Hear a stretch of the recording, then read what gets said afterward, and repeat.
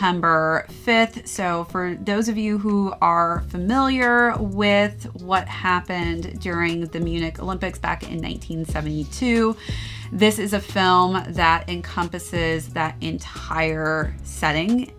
And so Steven Spielberg actually created already a film kind of on the same exact storyline, but just from a completely different perspective. And this was a very tragic event. I was not alive when this happened, but I can't even imagine what it must have felt like to be a part of this.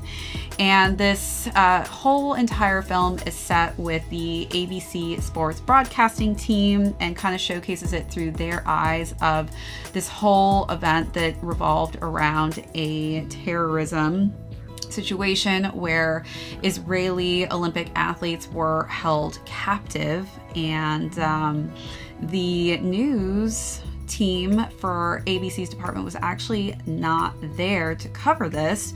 So we had some pretty big characters that were played and depicted in this film. One of them was Peter Sarsgaard, who basically is a key figure in this film. He plays Rune Arledge, who is the ABC or president of ABC Sports, and he basically goes to his team when they're debating whether or not to kind of capture this catastrophic event live or not. And he says, you know, we're not giving this to news. We're taking this. ABC Sports is going with it. We're running with it. We're taking this and we're going live.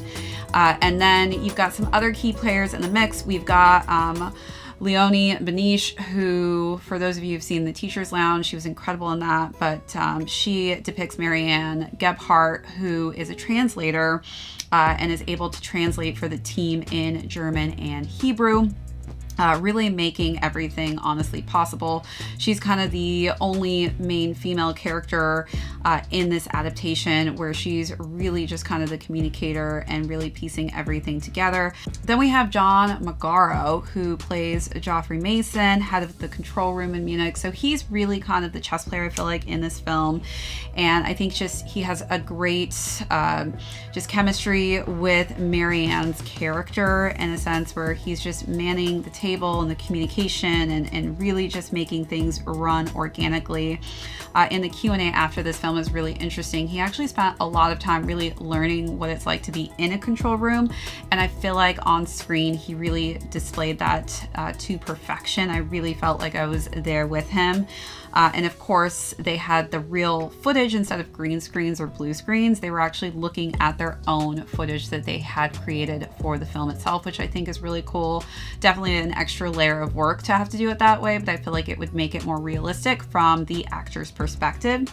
Then we have Ben Chaplin, who plays Marvin Badar, who's the head of ABC Sports. It's really just fun, honestly, watching the dynamic between Ben, John, and Peter, and just how their characters really are interacting. And sometimes they're disagreeing with one another, and sometimes it's just one of them has to pull the strings or pull the shots and just make a decision.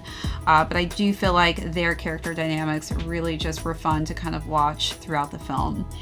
So this was actually nominated as well for a Golden Globe. For Best Motion Picture.